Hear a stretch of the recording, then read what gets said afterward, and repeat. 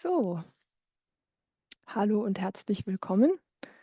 Ich warte mal noch 1, 2 Minuten. Ich sehe, wir haben hier einige Teilnehmer, die jetzt langsam dazustoßen.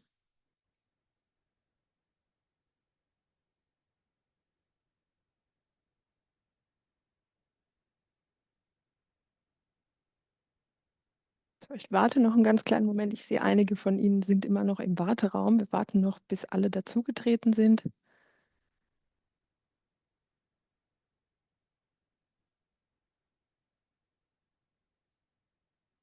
So, wunderbar. Ich sehe, wir sind also, was die Registrationen angeht, vollständig. Das heißt, wir können auch gerne starten. Und zwar sehen wir uns heute, wie üblicherweise, zu einem weiteren Webinar. Ich darf Sie alle noch mal ganz, ganz herzlich dazu begrüßen. Sie sollten alle meinen Bildschirm sehen können. Ist dem aktuell nicht so, dann bitte ich Sie, eine kurze Rückmeldung zu geben. Wir haben am unteren Rand des Screens eine Frage- und Antwortbox. Dort können Sie gerne Ihre Fragen während des Webinars einstellen. Ich werde dann mein Bestes tun, diese live zu beantworten. Das heißt, wenn Sie mich auf irgendetwas hinweisen möchten, würde ich bitten, dass Sie eben auch dort unten in dieser Frage- und Antwortbox Ihr Anliegen an mich richten. Und dann würde ich sagen, wir legen gleich los. Im heutigen Webinar wird es um das Management von Adressbeziehungen in Time Sensor Legal 365 gehen. Da verschaffen wir uns erstmal einen Überblick über die Navigation von diesen Adressbeziehungen und vor allen Dingen deren Bedeutung auf mehreren Ebenen. Das ist ein sehr, sehr praktisches wie auch relevantes Feature in unserer Software. Und dann würde ich sagen, ne, meine Präsentation möchte nicht. Ich stelle mich hier auch noch kurz vor. Und zwar ist mein Name Zoe Schiebeck. Ich bin als Account Managerin der Time Sensor AG für den deutschsprachigen Raum zuständig. Das heißt, mein Einsatzgebiet liegt in der deutschsprachigen Schweiz und in Deutschland. Dann würde ich sagen, schauen wir uns noch einmal die Agenda für heute an. Das heißt, wie ich schon gesagt habe, haben wir heute auf der Agenda das Management von Adressbeziehungen im Überblick und in der Navigation. Das heißt, wir werden uns erstmal genauer anschauen, was genau sind denn Adressbeziehungen. Dann werden wir uns anschauen, wie wir Adressbeziehungen auf der Ebene des Dossiers, also auf der Ebene der Akte, vernetzen. Und dann werden wir noch eine Ebene tiefer gehen und uns das Ganze auch nochmal auf der Mandatsebene anschauen. Wenn es, wie gesagt, während des Webinars Fragen gibt, dann würde ich Sie bitten, die einfach über die Q&A-Box, das heißt bei Ihnen auf deutscher Sprache heißt die F&A-Box, am unteren Bildschirmrand einmal einzureichen und ich werde die dann gerne gleich beantworten, soweit ich das kann. So, dann würde ich sagen, geht es los. Sie sehen mich hier weiterhin oben am rechten Bildschirmrand. So,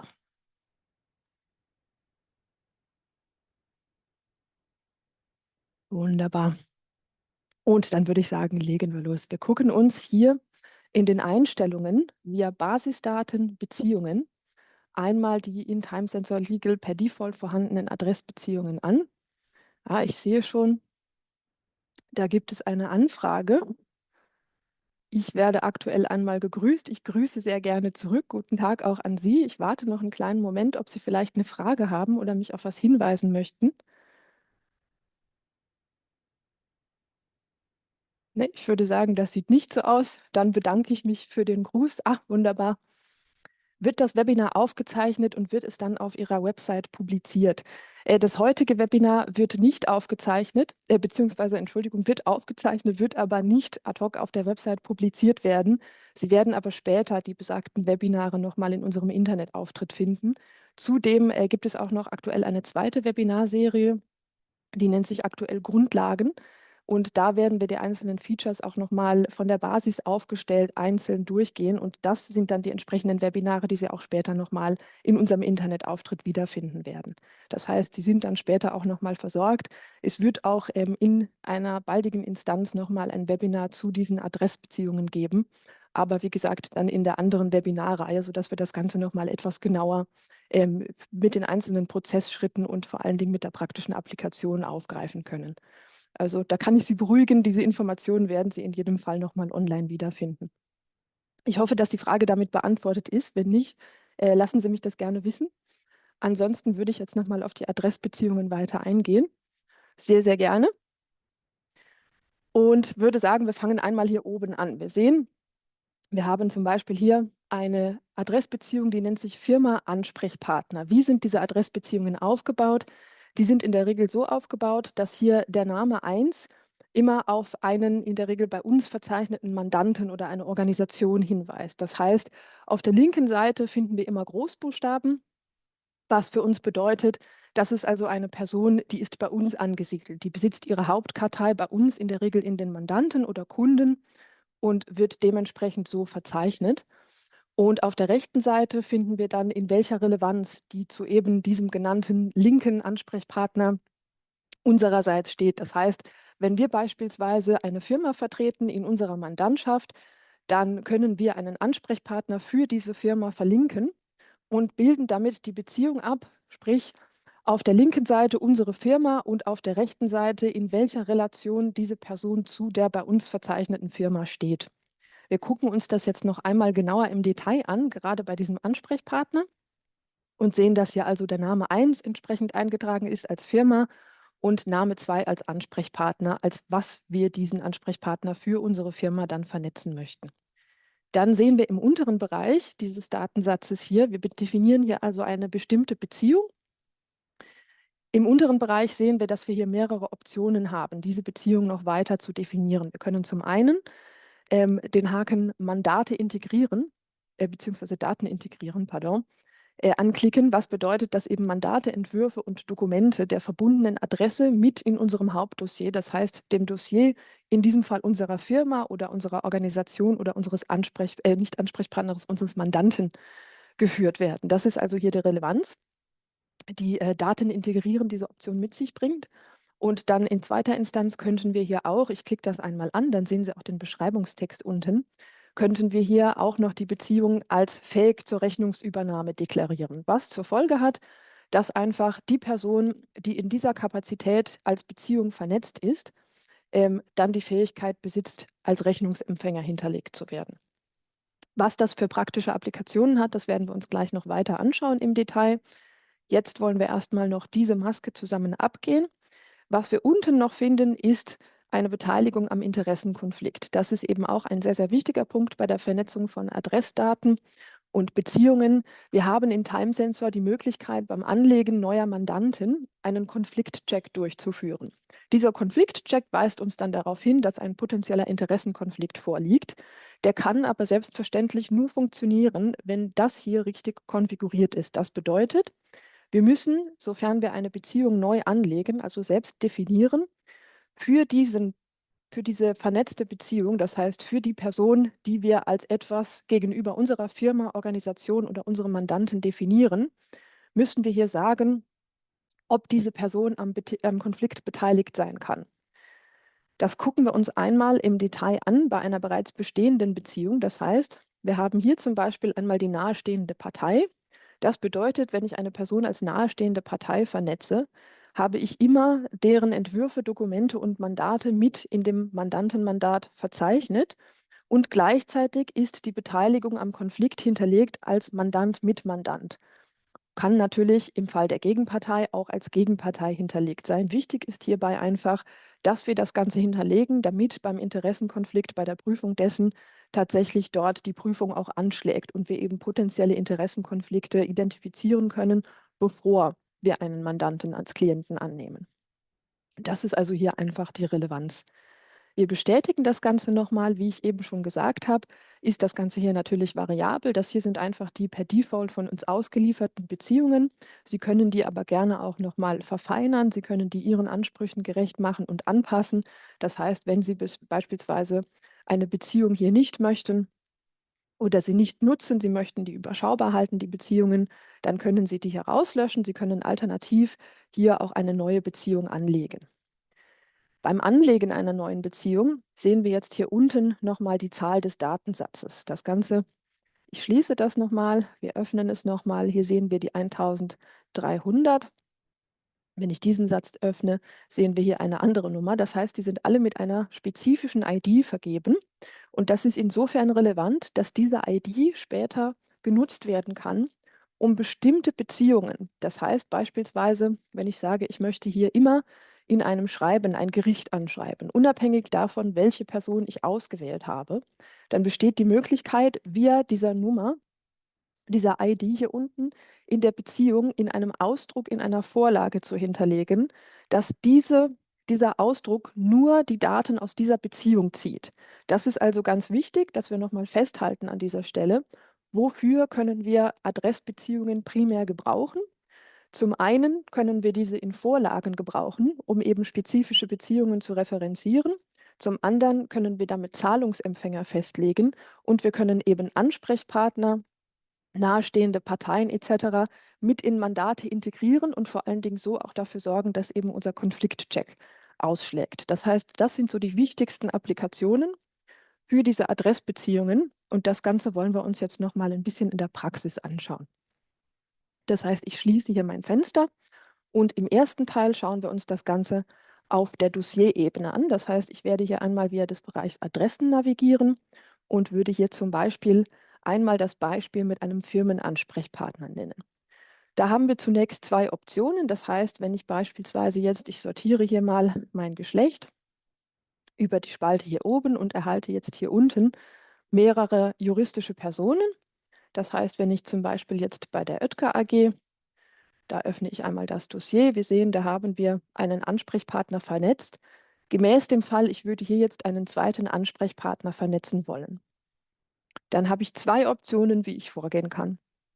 Zum einen besteht natürlich die Möglichkeit, dass ich hier ein neues Dossier anlege. Das heißt, wenn ich hier zum Beispiel eine natürliche Person auswähle und ich klicke hier auf das entsprechende Plus, dann ist es sehr, sehr einfach. Dann würde ich also einfach hier den neuen Mitarbeiter oder Ansprechpartner anlegen. Wir können das hier gerne einmal simulieren. Ich bin so frei und habe hier schon mal eine Visitenkarte vorbereitet. Das heißt, wir haben jetzt Herrn Guillaume Glockner, Entschuldigung.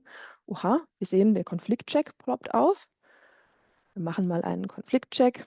Wir sehen, das ist alles in Ordnung. Den kann ich also getrost anlegen. Den kann ich dann auch als Ansprechpartner verbinden. Und das Ganze bestätige ich hier einmal mit der entsprechenden Speichertaste. Option 2, ich hatte gesagt, es gibt mehrere Optionen. Option 2 in diesem Fall, wenn ich hier einen Ansprechpartner erstellen möchte, spezifisch für eben eine juristische Person, das heißt hier eine Firma, kann ich auch diese Firma auswählen. Und im Unterschied zu was wir eben gesehen haben, wenn ich also hier einfach eine natürliche Person auswähle oder gar keinen Datensatz ausgewählt habe, bei Auswahl einer juristischen Person, Organisation, Firma und Klick des Plus-Symbols sehen wir, dass ich gefragt werde von Time Sensor Legal, ob ich hier gleich einen neuen Mitarbeiter im Schnellerfassungsdialog hinzufügen möchte. Das ist natürlich praktisch. Da sage ich immer gerne ja, einfach weil mir das Zeit spart. Und hier könnte ich jetzt eben den Herrn Glockner auch noch erfassen. Das mache ich jetzt nicht, da ich ihn ja eben schon manuell erfasst habe. Wichtig ist einfach nur, dass Sie hier bis zu 5 Personen gleichzeitig erfassen können und Sie können hier auch gleich die entsprechende Verbindung angeben. Dabei ist es allerdings relevant, das hatten wir eben schon gesehen, auf welcher Seite welche Beziehung definiert wird, dass wir eben nicht die großgeschriebenen ähm, Beziehungen auswählen, beziehungsweise diese Komponente auswählen, da diese sich ja auf den bereits von uns ausgewählten Mandanten bezieht, also in diesem Fall hier die Oetker AG, sondern wir möchten natürlich definieren, als was, also in welcher Beziehung wir unseren neuen Mitarbeiter nun anlegen möchten. Das Ganze können wir auch manuell machen. Hier ist also das Ganze im Schnellerfassungsdialog. Wir gehen jetzt hier einmal in das entsprechende Dossier und möchten jetzt den Herrn Glockner nochmal als Ansprechpartner, als zweiten Ansprechpartner verbinden. Wie wir dabei vorgehen ist, wir klicken hier unten auf das kleine Plus, woraufhin sich ein Selektorfenster öffnet. Und da wir den Herrn Glockner unter Mandanten angelegt haben, können wir ihn hier jetzt auch in der Liste finden. Wir sehen, ich gebe hier einmal Glock ein und da taucht der Herr Glockner auch auf. Und nun gibt es nochmal zwei Varianten, wie Sie diese Person verbinden können. Sie können sie zum einen via Übernehmen hier unten verbinden. Wichtig ist dabei, dass wir natürlich als oberste Auswahl hier die Adresse haben, da das ein sehr häufiger Fall ist. Wenn Sie die Person nicht mit Adresse übernehmen möchten, mit Adresse übernehmen bedeutet in diesem Fall, dass Sie die Adresse dieser Person auf dieses Dossier applizieren möchten. Sie würden also in diesem Fall jetzt die Adresse von Herrn Glockner nehmen und würden im Dossier der Oetker AG also Herrn Glockners Adresse hinterlegen. Das wollen wir in keinem Fall, da er ja nur als Ansprechpartner, nicht als Firma definiert ist. Das heißt, wir müssten zwingend hier unten noch einmal unsere Beziehung auswählen. Wir müssten auswählen, als was wir ihn verbinden möchten. Was wir allerdings auch machen können, und das ist daher der letzte Weg, den ich zeige, da das einfach der intuitivste Weg ist, der uns vorliegt. Wir nehmen das Ganze und ziehen das ganz bequem hier rüber, woraufhin wir eben den Verbindungsdialog erhalten. Wie gesagt, es ist intuitiver, insofern empfehle ich dieses Vorgehen ganz gerne, einfach weil man das eben relativ schnell bewerkstelligen kann. Und hier kann ich eben jetzt angeben, in welcher Beziehung er zu der Oetker AG steht, also zu unserem aktuellen Mandanten.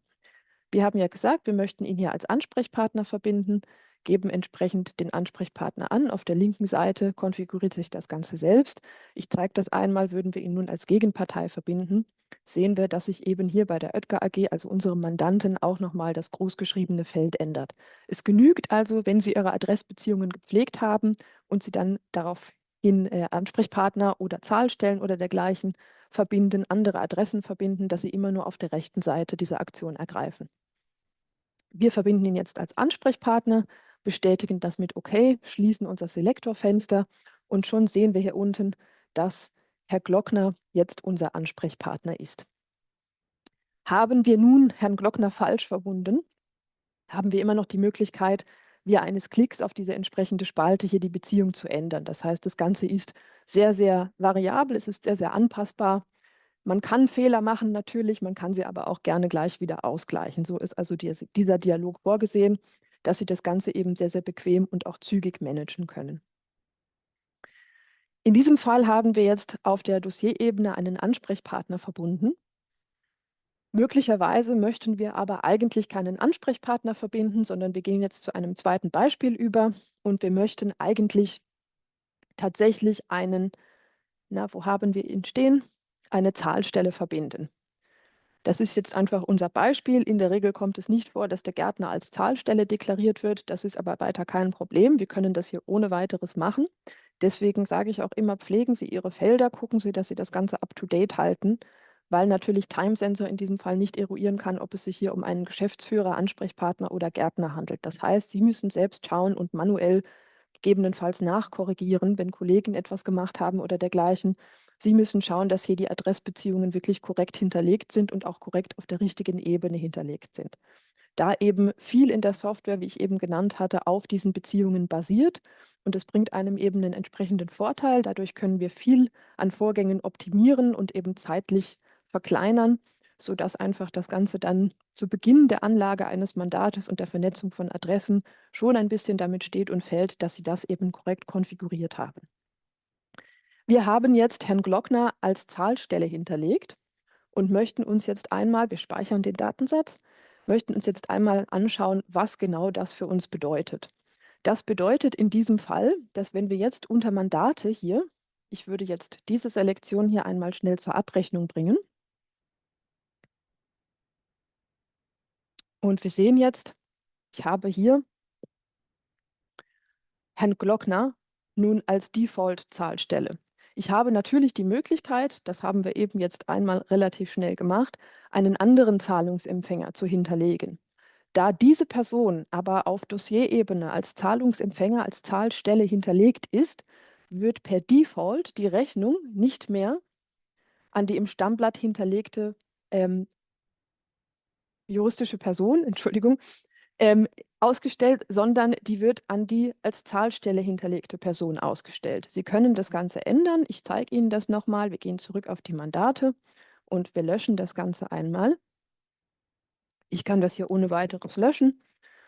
Und dann würde ich das Ganze noch einmal in Rechnung stellen. Wir sagen hier einmal Rechnung. Und dann sehen wir, dass wir hier oben eben mehrere Personen zur Auswahl haben. Das heißt, wir haben einmal das Dossier selbst, unsere Adresse selbst. Wir haben unseren verbundenen Ansprechpartner. Wir haben aber eben auch gesehen, dass ohne eine Auswahl zu treffen, in diesem Fall die Zahlstelle als Rechnungsempfänger hinterlegt wird. Ich breche jetzt den Vorgang einmal ab. Ich denke, das Prinzip an sich ist klar und würde das hier noch einmal schließen.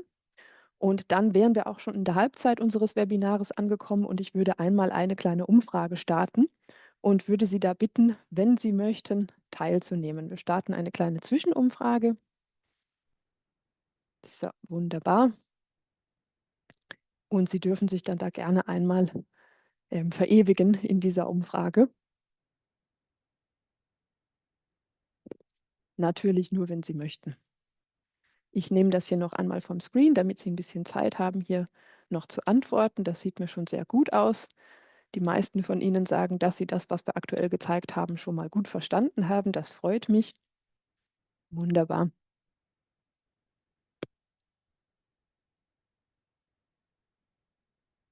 So, sehr schön. Ich würde das Ganze noch ein Stück weit offen lassen. Ich mache aber schon mal weiter für diejenigen von Ihnen, die da schon geantwortet haben. Und dann würden wir jetzt zur zweiten Ebene übergehen. Das heißt, wir gehen jetzt zur Ebene der Mandate über. Wir haben ja eben gesehen, in unserem Beispielmandanten haben wir hier also ein Mandat verzeichnet und wir möchten nun für dieses Mandat, spezifisch für dieses Mandat, einen eigenen Ansprechpartner verbinden. Das bedeutet, wir haben die Möglichkeit, um da nochmal einen Schritt zurückzurollen, gucken uns den Dialog nochmal an, wir haben die Möglichkeit, einen Ansprechpartner zentral für die gesamte Adresse zu verbinden.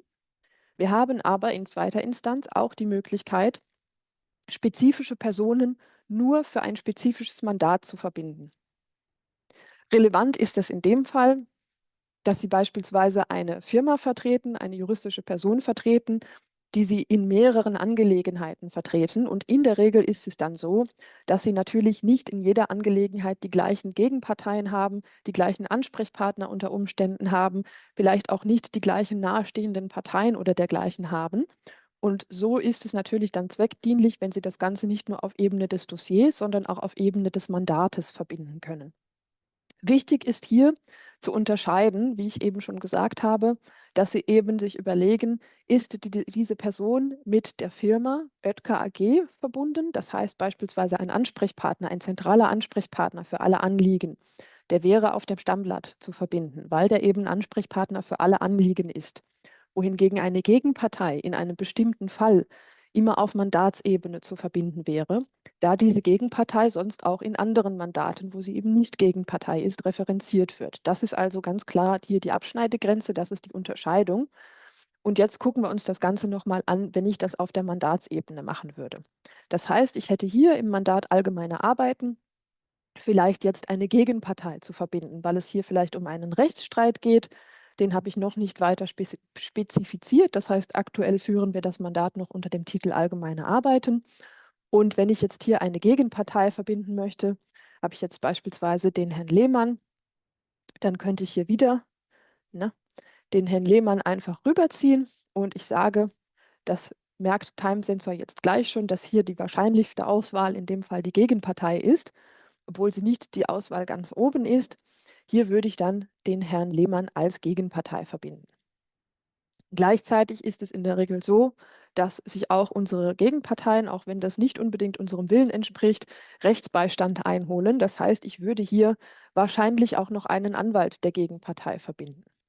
Da sagen wir vielleicht, das ist hier der Herr Burger und dann würde ich auch diesen rüberziehen und würde sagen, ich habe ja eben eine Gegenpartei verbunden. Jetzt ist es sehr wahrscheinlich, dass ich einen Anwalt der Gegenpartei verbinde.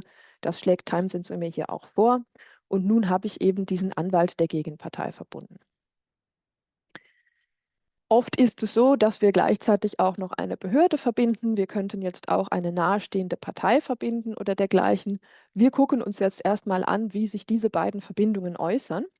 Ich speichere hier beide Datensätze einmal zwischen. Und da wir uns jetzt die ganze Zeit das Ganze im Dossier angeschaut haben, würde ich sagen, wechseln wir doch einmal hier in die Mandatsmappe. Wir sagen hier Mandatsmappe finden und suchen hier nach unserem Mandanten, haben ihn auch gefunden. Das heißt, ich öffne hier einmal die Mandatsmappe des Mandanten und jetzt können wir hier ganz toll auf der rechten Seite sehen, wir haben hier auf Dossierebene eine Zahlstelle verbunden. Das heißt, diese Zahlstelle, die ist natürlich für alle Mandate hinterlegt. Das heißt, die haben wir auch hier verzeichnet, auch auf unserem Mandat Allgemeine Arbeiten. Und dann haben wir aber für dieses Mandat, wir sind ja hier nicht mehr auf Ebene des Gesamtdossiers, sondern auf Mandatsebene in der Mandatsmappe, haben wir den Herrn Burger als Anwalt unserer Gegenpartei und den Herrn Lehmann als Gegenpartei verbunden.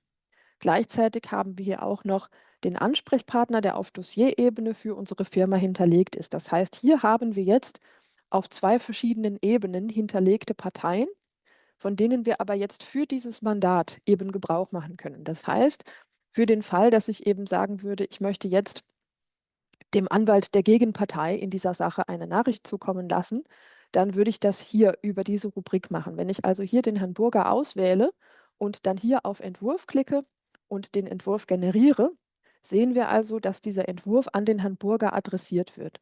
Das Gleiche kann ich auch machen, wenn ich in Abhängigkeit von dem hier hinterlegten Ausdruck, das heißt in der Bearbeitung der Vorlage, in der Bearbeitung der Vorlage ist jetzt hier hinterlegt, dass ich immer den im ausgewählten Mandat angewählten, das heißt angewählt, gucken wir uns einmal schnell an, hier angewählte, die hier angewählte Person als Empfänger des Schreibens auswähle.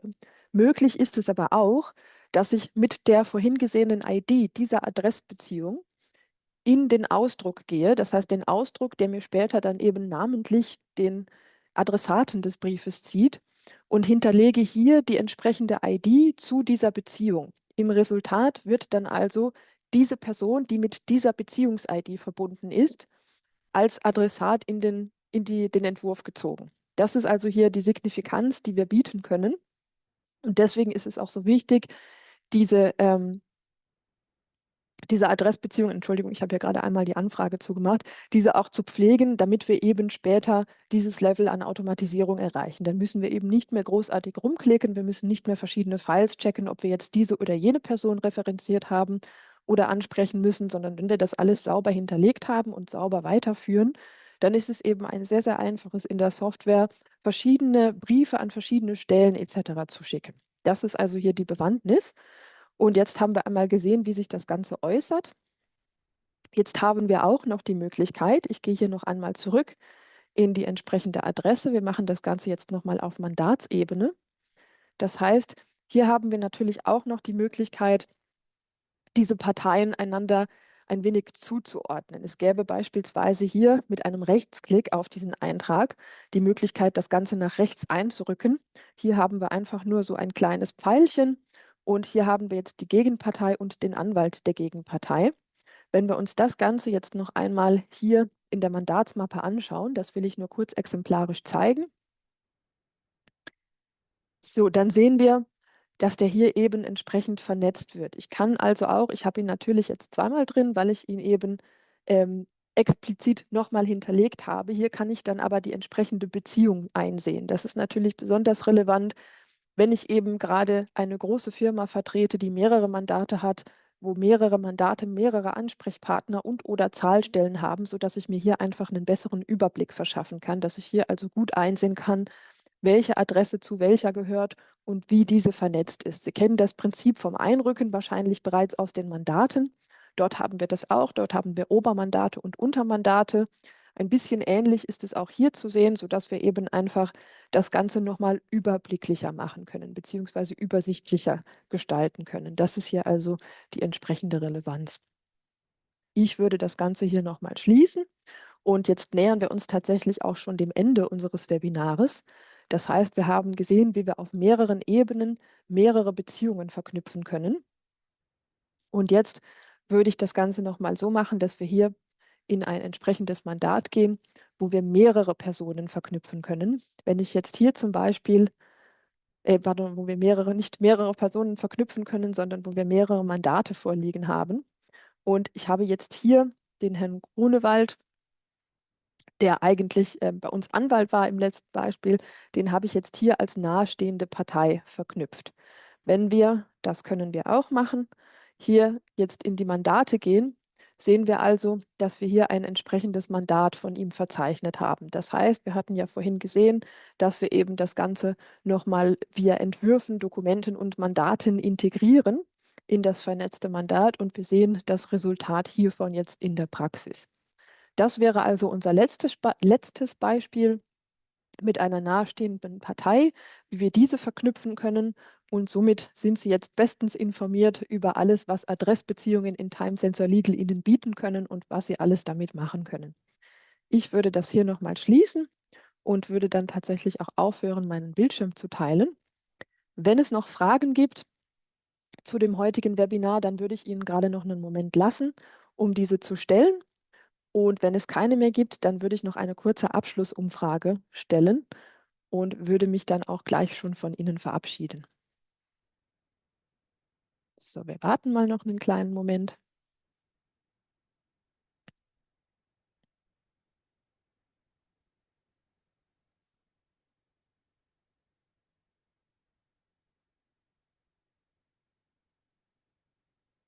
So, ich habe aktuell keine Fragen mehr. Das heißt, ich nehme an, dass Sie das gut verstehen konnten. Sollte es doch noch Fragen geben, dann dürfen Sie sich auch gerne an mich wenden. Dazu würde ich vielleicht doch noch einmal ganz kurz meinen Bildschirm teilen, um Ihnen nochmal die entsprechenden Kontaktdaten einzublenden. Bitte um einen Moment Geduld. Ja, vielen Dank für Ihre Antwort auf die Umfrage. Ich sehe, da ist Bedarf an beispielsweise der Vorlagenerstellung und am Timesheet. Das wird auch tatsächlich noch aufgegriffen zukünftig. Das heißt, Sie werden bald noch einen Newsletter erhalten ähm, mit unserer neuen Webinarserie, in der Sie die hier genannten Themen dann auch nochmal in einzelnen Webinaren mitverfolgen können. Da würde ich dann jetzt schon mal vorgreifen und sagen, ich freue mich jetzt schon auf Ihre Teilnahme, wenn Sie dort Interesse dran haben.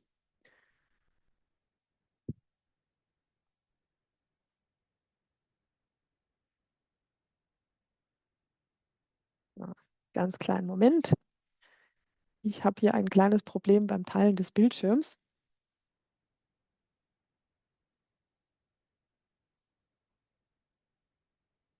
Ja, wunderbar.